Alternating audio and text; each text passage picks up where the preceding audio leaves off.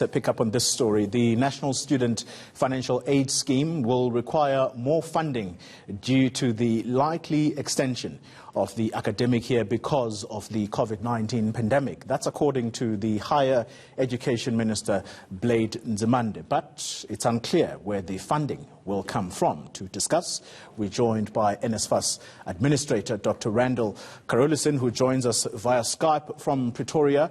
Dr. Carolissen, thanks for your time. Firstly, talk to us about the likely extension here. I know it's not your decision, but what are you hearing around the higher education sector? Well, it's all in all likelihood we're going to have an extension of the academic year, which will probably take us into 2021. That means increased liability to pay students additionally for those extra few months that we are going to have to support them. And there is currently a reprioritization going on in the Department of Education as well as National Treasury to make sure that we rescue this financial year. I think the cost of not doing it is much more severe than actually doing it. How much then do you foresee asking for, and importantly, where will the money come from? Well, it's difficult to quantify at the moment because we need to know the length of the extension. So we at the moment, from just the DHET grant, spent 35 billion rand over 10 months. And that should give you some idea if you had to average it out, about 3.5 billion a month. If the extension goes on per month, that will be the cost. Like I said, it will have to come from some form of prioritization and some form of relief funding. And the National Treasury and ourselves and Department of Education are hard at work at looking at this option of getting extra money. Yeah. But it will go ahead. It's no doubt in my mind. It looks certain to go ahead. All right. Yeah. Talk to us about how your system is handling the situation right now. At the moment, presumably, students are not in their residences, and that also talks to the issue of whether monies are being extended to them. How are you handling this whole situation? It surely must be chaotic. No, it's not chaotic. On the contrary, we've set up a virtual operating model, and we are actually paying students the due amounts, the amounts that they are due. And that's important that we do it for all sorts of reasons, which you can imagine about the hardship of students suffering at the moment.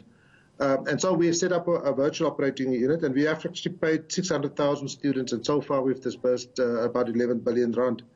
So we work from home, but we have set up our systems to accommodate that. But also, I must add, we pay over to institutions, and institutions then have to pay over to students then subsequently from there. But from all accounts, it's working actually quite well. We're paying 32 of the TVET colleges students we pay directly, and so we are onboarding the rest of the TVET colleges to make sure that that's even more smoother than what's currently the case. So we are functioning as normal, and we are planning already for 2021.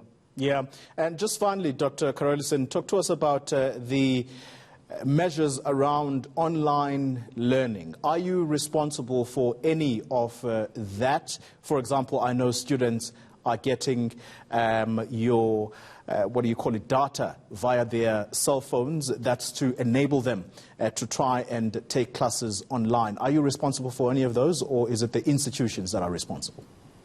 Well, we are an enabling function, so one of the key enablers is not the final solution, but one of the key enablers is to get devices to students, digital devices. We have had discussions with the minister, and we've submitted a proposal, and he has agreed and he has announced that Nsfas will underwrite and fund laptops to all our students. But that's, like I said, it's just the enabler, and then of course the data, and then the methodology and the pedagogy that accompanies online learning is still being worked out. And I think an announcement will be forthcoming soon. But we are very keen and very clear that this is an augmentation to the teaching program. It's not replacing it.